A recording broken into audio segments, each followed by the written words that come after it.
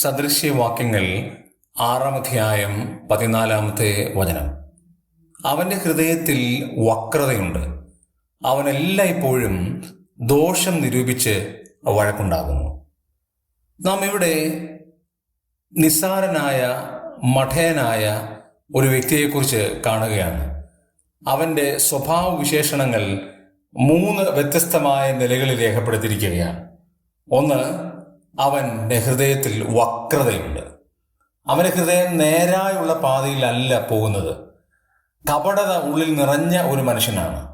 അതുകൊണ്ടാണ് വക്രത അവൻ്റെ ഹൃദയത്തിലുള്ളത്.